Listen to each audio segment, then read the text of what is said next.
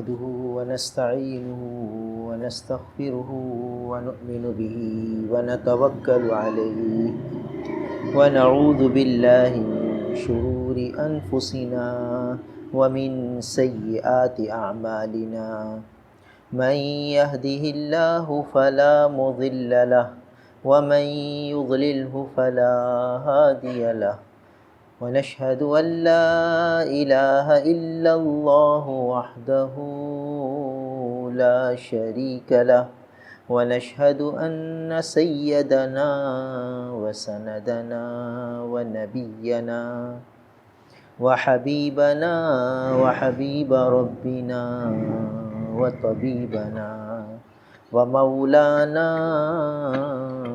محمدا عبده ورسوله أما بعد فأعوذ بالله من الشيطان الرجيم بسم الله الرحمن الرحيم الذين اتخذوا دينهم لهوا ولعبا وغرتهم الحياة الدنيا فاليوم ننساهم كما نسوا لقاء يومهم هذا وما كانوا بآياتنا يجحدون صدق اللہ مولانا العظیم۔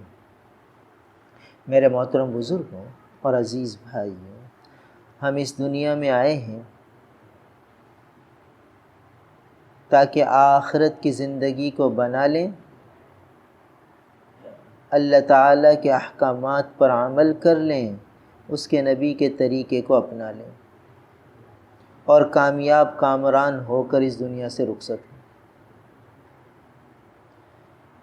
کچھ ایسی باتیں ہیں جن کے اختیار کرنے سے آدمی کامیابی کے بجائے ناکام ہو جاتا ہے، نامراد ہو جاتا ہے، خائب و خاسر ہو جاتا ہے، نقصان اٹھاتا ہے۔ تو یہ قرآن ان تمام باتوں کی طرف رہنمائی کرتا ہے جو کامیابی دلانے والی ہیں، اور ان باتوں کی طرف بھی رہنمائی کرتا ہے جو کامیابی میں رکاوٹ بن جاتی ہیں، تاکہ آدمی ان باتوں کو اختیار کر لے جو کامیابی دلاتی ہیں، اور ان باتوں سے بچ جائے، پرہیز کر لے جو کامیابی میں رکاوٹ ڈال دیتی ہیں، ناکامی کی طرف لے جاتی ہیں۔ تو اس آیت مبارکہ میں ان اسباب اور باتوں کو بتایا جا رہا ہے جن کے اختیار کرنے سے آدمی اس دنیا میں ناکام ہو جاتا ہے، اور وہ 4 باتیں بیان فرمائیں جن کو اختیار کرنے سے وہ کامیابی کے بجائے ناکامی کی طرف چلا جاتا ہے، اور ناکام، نامراد، خائب و خاسر ہو کر دنیا سے رخصت ہوتا ہے۔ تو اس میں سے پہلی بات فرمائی الذین اتخذوا دینہم لہوا ولعبا، وہ لوگ جنہوں نے اپنے دین کو کھیل تماشا بنا لیا۔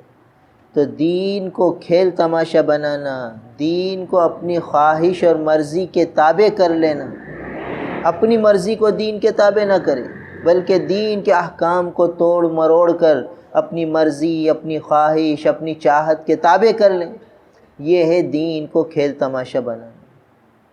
تو ناکامی اور نامرادی کا ایک سبب وہ دین کو کھیل تماشا بنانا ہے۔ وغرتہم الحیات الدنیا، دوسرا سبب کہ ان کو دنیا کی زندگی نے دھوکے میں ڈال دیا، یعنی دنیا کی رنگینی، دنیا کی چمک دمک، دنیا کی عیش و عشرت، یہ آدمی کو دھوکے میں ڈال دیتی ہے، اور وہ یوں سمجھتا ہے کہ یہ سب چیزیں ہمیشہ رہیں گی، اور اسے یہ دھوکہ لگ جاتا ہے کہ یہیں کی عزت اصل عزت ہے، یہیں کی کامیابی اصل کامیابی ہے، اصل کامیابی کو بھول جاتا ہے، وہ اس کی نگاہوں سے اوجھل ہو جاتی ہے، تو اسے دنیا کی زیب و زینت اور دنیا کی رنگینی دھوکے میں ڈال دیتی ہے، تو یہ ناکام ہو جاتا ہے، پھر دنیا ہی کو سب کچھ سمجھتا ہے، اور دنیا کے حاصل کرنے میں نہ حلال کو دیکھتا ہے، نہ حرام کو، نہ جائز کو دیکھتا ہے، نہ ناجائز کو، بس اپنی خواہش پوری کرنے میں لگا رہتا ہے۔ تو یہ دوسرا سبب ہے ناکام ہونے کا۔ فَالْيَوْمَ نَنْسَاهُمْ، پس آج ہم انہیں بھلا دیں گے، کما نسوا لقاء یومہم ھذا، جیسے انہوں نے اس دن کی ملاقات کو بھلا دیا۔ یہ تیسرا سبب ہے ناکامی کا، یعنی قیامت کو بھلا دینا، قیامت کی حاضری کو، قیامت کی پیشی کو، کل قیامت کے دن اللہ تعالیٰ کے سامنے حاضر ہونے کو، قیامت کے دن کے اعمال نامے ملنے کو، قیامت کے دن کی گرمی کو، پیاس کو، شدت کو، پسینے کو، دھوپ کو، پریشانی کو، ہولناکی کو، سب کو بھول جانا، یہ ایک اہم ترین سبب ہے ناکامی اور نامرادی کا۔ اور چوتھا سبب ہے وما کانوا بآیاتنا یجحدون، اور یہ لوگ ہماری آیتوں کا انکار کرتے تھے۔ اللہ تعالیٰ کی آیتوں کا انکار کر دینا یہ بھی ناکامی کا سبب ہے اور ذریعہ ہے۔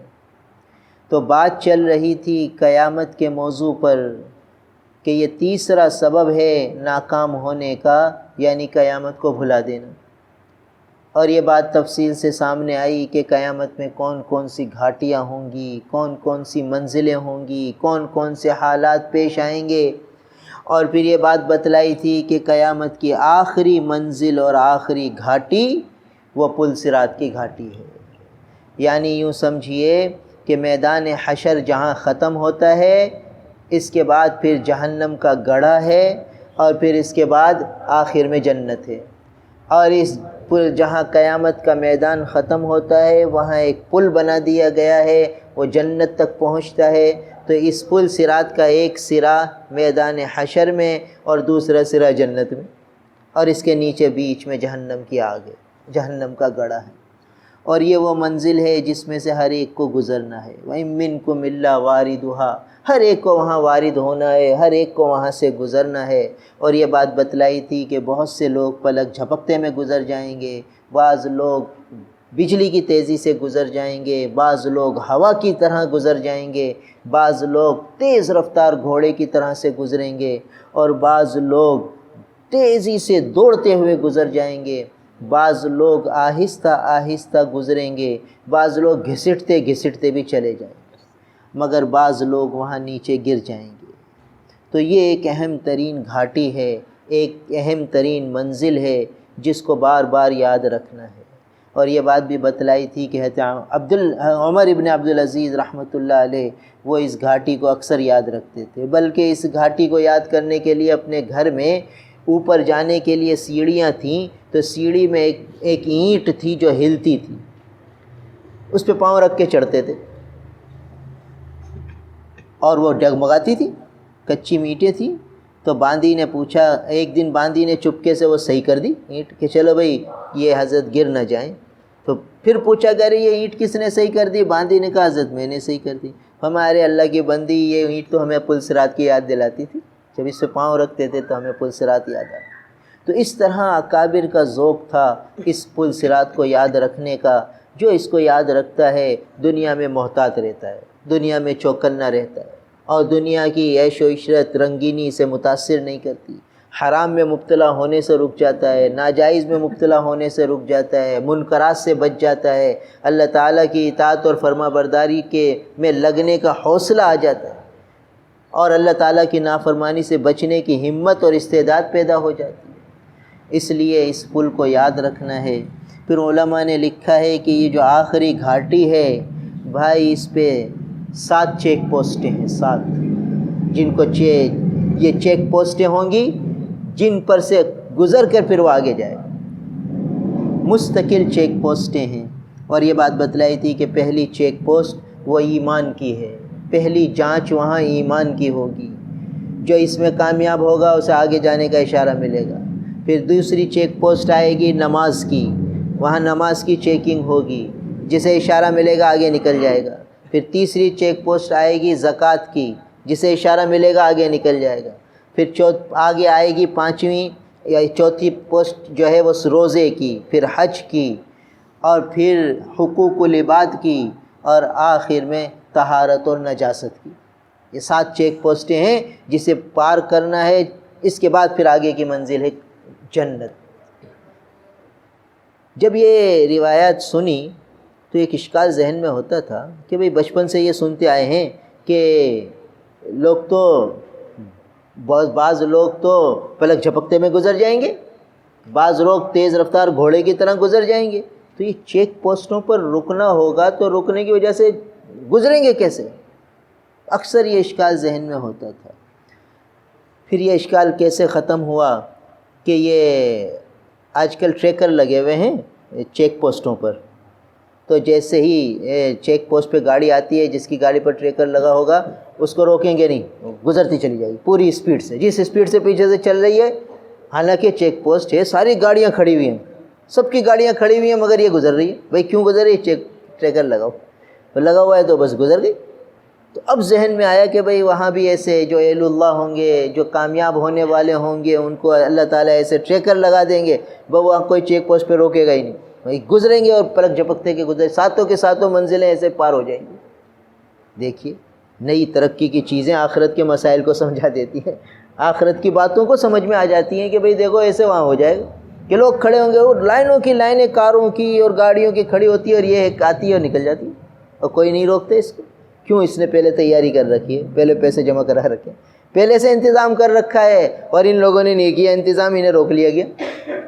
تو جس نے انتظام نہیں کیا اسے روکا گیا، جس نے انتظام کر لیا اسے نہیں روکا گیا، جس نے پہلے سے کارڈ خرید لیا اسے گزار دیا گیا، جس نے نہیں خریدا اسے روکا گیا۔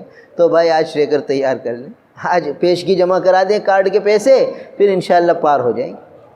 تو پہلی منزل جو ہے بھائی یہ بڑی سخت ہے، یہ پہلی منزل ہے ایمان کی، یہاں جانچ ہوگی ایمان کی، جو ایمان والا ہوگا وہ پار ہوگا، اور جو ایمان والا نہیں ہوگا بھائی رک جائے گا۔ اللہ بچائے۔ یہ کراچی حیدرآباد ایک ہمارا ساتھی تھا، اس کا امتحان تھا بہت اہم قسم کا، بس میں بیٹھا، کوئی صبح 11 بجے امتحان ہے، صبح 7 بجے گاڑی میں بیٹھیں گے 10 بجے تک پہنچ جائیں گے۔ راستے میں چیکنگ ہوئی، رینجرز نے اتار لیا۔ ارے بھائی میرا امتحان ہے، میرا کارڈ ہے، میرا شناختی کارڈ ہے۔ کہا نہیں بھائی کچھ شک ہے، آپ رک جاؤ۔ سارے پروگرام تہس نہس، یہ تا کراچی میں 10 بجے اتروں گا، یہ گاڑی پکڑوں گا، وہاں آفس میں پہنچ جاؤں گا، اور یہ کروں گا وہ کروں گا، اتنے بجے امتحان ہوگا، اتنے بجے واپس آ جاؤں گا، پھر یہ کام کروں گا، یہ کام، ساری کہانی ختم، دھر لیا گیا، بغیر جرم کے دھر لیا گیا۔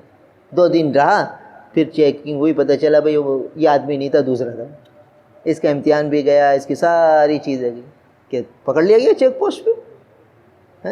اتنا معاملہ خطرناک ہو جاتا ہے کہ اگر چیک پوسٹ پہ کوئی گرفتار ہو جائے تو بڑی الجھن ہو جاتی ہے، کیونکہ سارے آگے کے پلان ختم ہو جاتے ہیں، کیا ذہن میں نقشہ تھا اور کیا ہو گیا، سب پریشان، ادھر کہہ رہے اس کو ابھی تک پہنچا نہیں، کیا ہوا، اور یہاں یہ پریشان کہ میرا کیا ہوگا، آگے میرا امتحان گیا، ساری چیزیں گئیں، سارا مستقبل داؤ میں لگ گیا، ایک امتحان کی وجہ سے مستقبل داؤ میں لگ گیا۔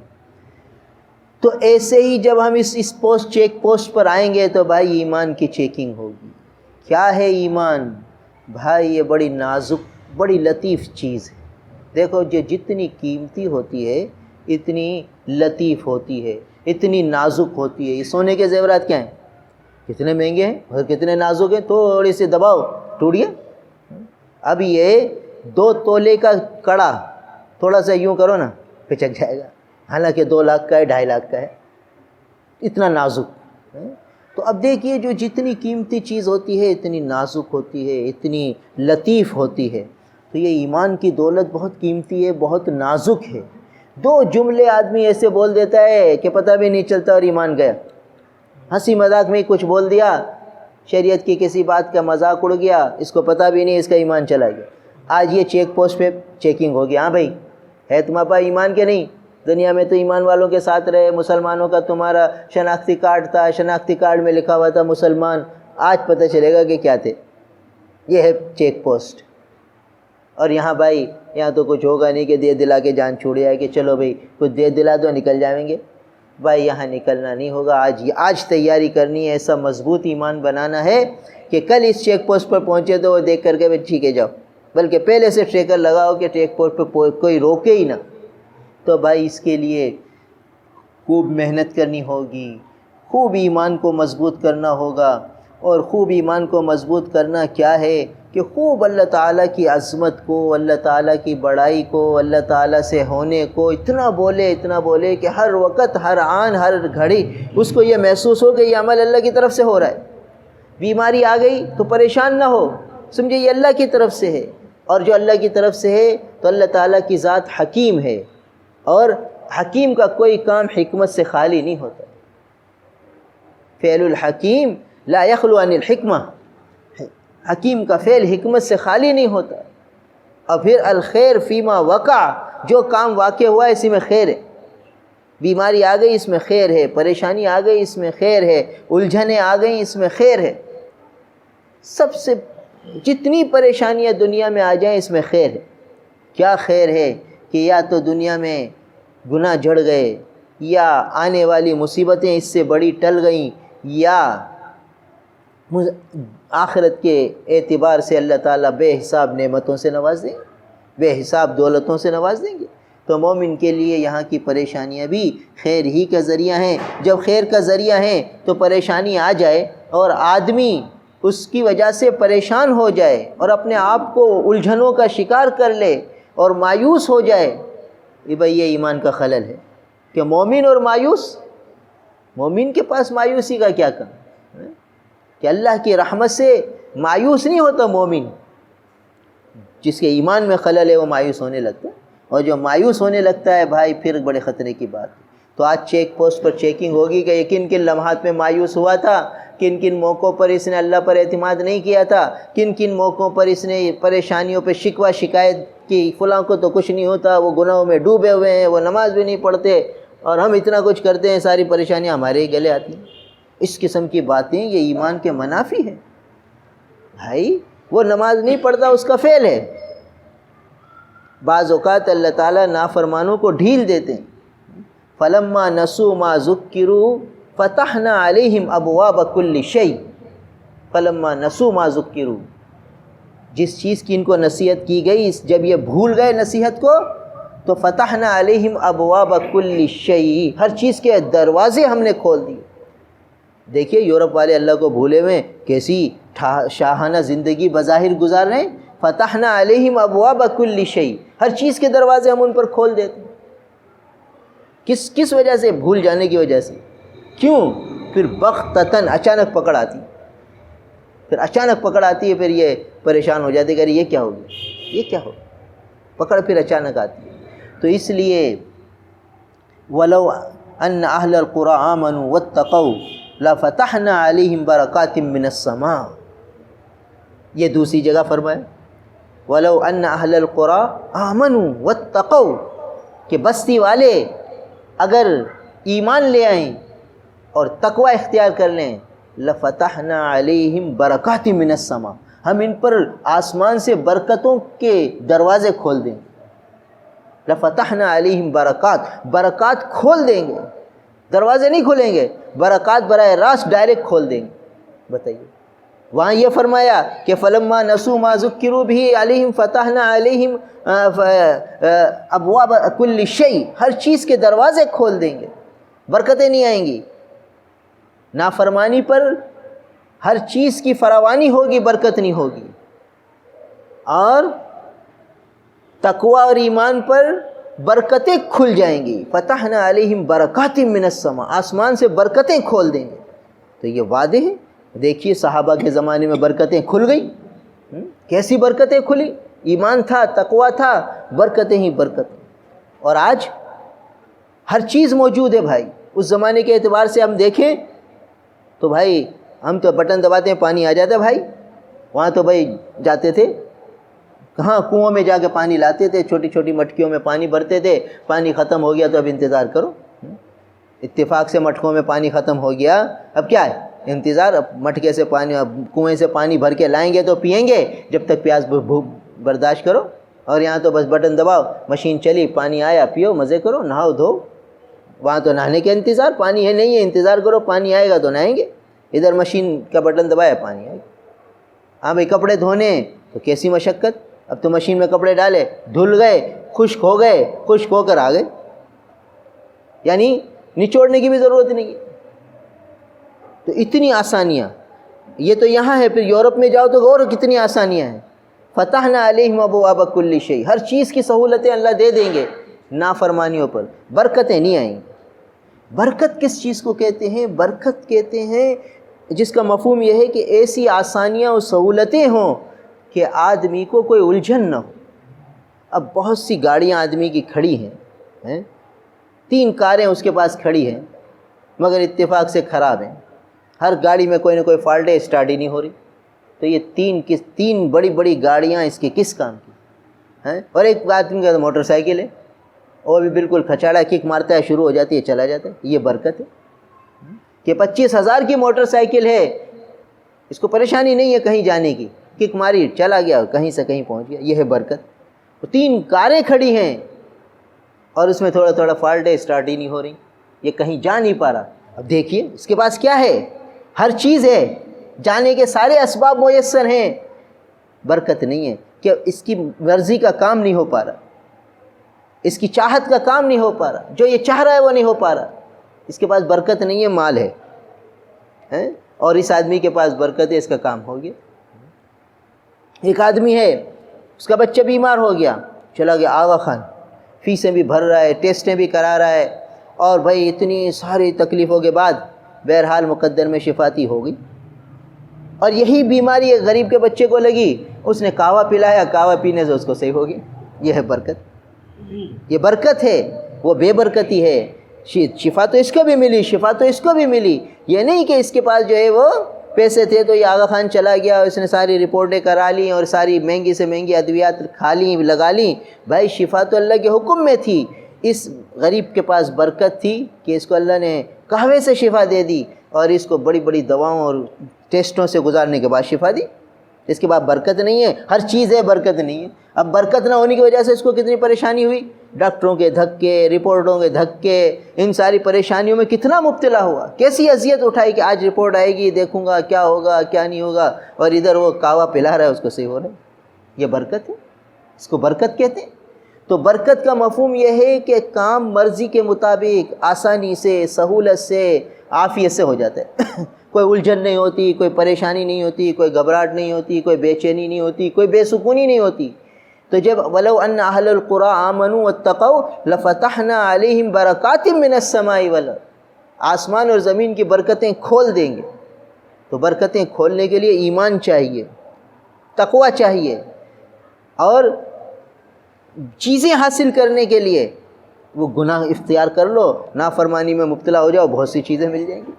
لہٰذا یہ آج لوگوں کے ایمان خریدنے کے لیے وہ کہتے ہیں کہ بھئی تم قادیانی بن جاؤ، تمہیں مال بھی دیں گے، تمہیں عہدے بھی دیں گے، تمہیں نوکریاں بھی دیں گے. لوگ ہو جاتے ہیں، ایمان کا سودا کرتے ہیں، سب کچھ مل جاتا ہے. یعنی نافرمانی کرتے ہیں، سب کچھ ملا. فتحنا علیہم ابواب کل شیء، ہر چیز کے دروازے کھل گئے. ان کو مکان بھی مل گیا، ان کو رشتے بھی مل گئے، ان کو نوکریاں بھی مل گئی، ان کے پاس مال بھی آ گیا. برکت ختم ہو گئی. یہ ساری دنیا کا، یہ یورپ، یہ امریکہ، یہ سب لوگ ہر چیز کی سہولتوں میں ہیں مگر ذہنی الجھنوں میں ہیں. سب سے زیادہ جو ہے خودکشیاں وہاں ہو رہی ہیں. بھائی اتنی آسانی، اتنی سہولتیں، وہاں بجلی بھی نہیں جاتی، وہاں اور کچھ پریشانی نہیں ہے، اور انہیں حکومت پیسے بھی دیتی ہے. ان کے پاس جاب نہیں ہے، جاب لیس ہیں، تو پیسے حکومت ماہانہ ان کو دیتی ہے. اتنی آسانیاں، اتنی سہولتیں، پھر خودکشیاں کیوں ہیں؟ وہ اندر کا اندر کی بے چینی، بے سکونی، وہ ہے برکت نہیں ہے. وہاں برکت نہیں ہے، اس لیے وہاں ہر ایک پریشان ہے. وہاں حقیقی محبت، پرخلوص محبت، وہ کچھ بھی نہیں.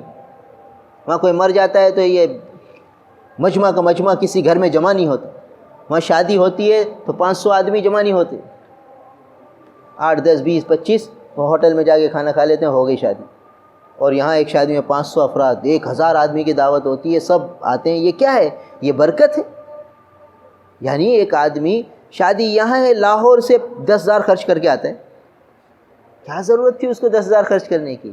یہ برکت ہے، یہ رشتوں کی پہچان ہے کہ وہ 10,000 خرچ کرتا ہے. کہتا ہے نہیں یار، خالہ کے یہاں شادی ہے، نہیں بھائی بہن کے یہاں شادی ہے، بھائی یہ تو جانا چاہیے. بھائی کیا ضرورت ہے شادی میں؟ نہیں، یہ برکتیں ہیں، یہ جوڑ ہے، یہ محبت ہے، یہ الفت ہے جو اللہ نے دی ہے ایمان کی برکت سے. اور وہاں ایمان نہیں ہے تو ہاں، باپ بیٹے کا نہیں، بیٹا بیٹی کا نہیں. بیٹی کی شادی ہو رہی ہے، باپ کو پتہ نہیں، ماں کو پتہ نہیں. کیوں؟ انہوں نے ایمان چھوڑا. تو یہ خلوص سے، محبت سے، ہر چیز سے محروم ہو گئے۔ یہاں ایمان ہے تو خلوص ہے، محبت ہے، جوڑ ہے۔ کسی ایک بیمار ہوتا ہے، دیکھو ہاسپٹل میں رش کے رش ہے، بھئی یہ بہنوئی صاحب آ رہے ہیں، یہ صالح صاحب آ رہے ہیں، خالہ زاد بھائی ملنے آ رہے ہیں، ماموں زاد آ رہے ہیں، اور بھئی ہر ایک کے ہاتھ میں کوئی سیب لا رہا ہے، کوئی پھل لا رہا ہے۔ کیا ہے؟ یہ برکت ہے۔ اور وہاں کوئی بیمار ہو جائے کوئی جائے گا بھی نہیں دیکھنے، بلکہ پابندی لگا دیتے کہ کوئی آئے گا بھی نہیں، آنے کی بھی اجازت نہیں ہے، بس فون پر پوچھ رہے جس کو پوچھنا ہے۔ یہ حال ہے، یہ بے برکتی ہے اور یہ برکت ہے۔ تو ایمان ہوگا تو برکت ہوگی۔ تو پہلی چیک پوسٹ جو ہے وہ ایمان کی ہے۔ اب یہاں چیک ہوگا ایمان، جانچ ہوگی ایمان کی کہ بھئی کون ایمان والا ہے، کون ایمان سے محروم ہے۔ وہاں یہاں تو سب ملے جلے رہ رہے، تو وہ پہلے کی ساری منزلوں سے پار ہوتے ہوتے یہ پہنچا ہے آخری گھاٹی، آخری منزل پل صراط کی۔ تو پل صراط پر پہلی چیک پوسٹ آ گئی ایمان کی۔ اب اس میں دیکھا جائے گا بھئی کون ایمان والے ہیں، کون ایمان سے خالی ہیں۔ جو ایمان سے خالی ہیں بھئی یہ رہ جائیں گے۔ صحابہ کی شان میں جو گستاخیاں کرتے تھے رہ گئے، ہٹا دیا جائے گا۔ ارے یہاں تو تم اپنے آپ کو مسلمان کہہ کے چل پڑے، یہاں آگے نہیں چل سکو گے کہ تم نے کیوں صحابہ کی شان میں گستاخی۔ ارے تم قادیانی تھے، تم نبی کے پاس خاتم النبیین دوسرے کو مانتے تھے، رسول اللہ صلی اللہ علیہ وسلم کو خاتم النبیین نہیں مانتے تھے، بھئی تم وہاں اپنے آپ کو مسلمان کہتے تھے، حکومتیں تمہیں مسلمان کہتی تھی، کہتی رہے، یہاں تمہارے ایمان میں آج آگے نہیں جا سکتے، وہیں کٹ کے گریں گے نیچے جہنم ہوگی۔ تو یہاں جانچ ہوگی کہ بھئی تم کیا کرتے رہے۔ تو جو ایمان والا ہوگا وہ آگے پار ہوگا، جو ایمان والا نہیں ہوگا وہ یہیں کٹ کے گرے گا۔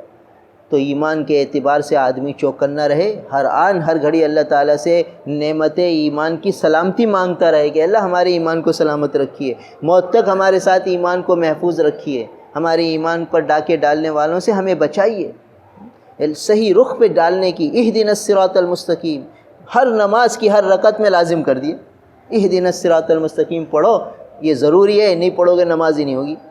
سورہ فاتحہ کے بغیر نماز نہیں ہوگی، واجب ہے سورہ فاتحہ۔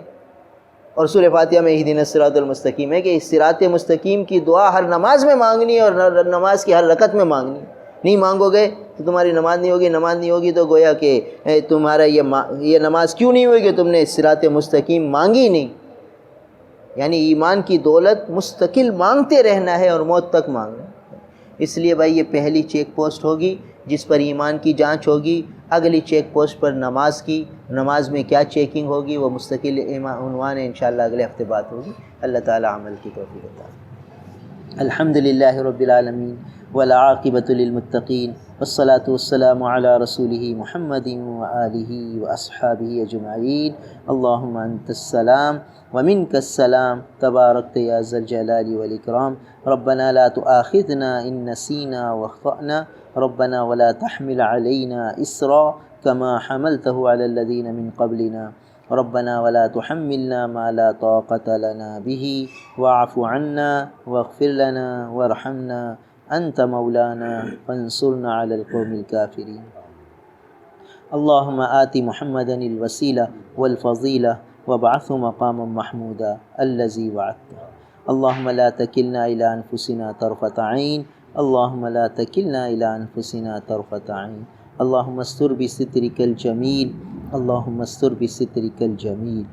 رب اجعلني مقيم الصلاة ومن ذريتي ربنا وتقبل دعاء، ربنا اغفر لي ولوالدي وللمؤمنين يوم يقوم الحساب۔ وصلى الله تعالى على خير خلقه محمد وآله وأصحابه أجمعين۔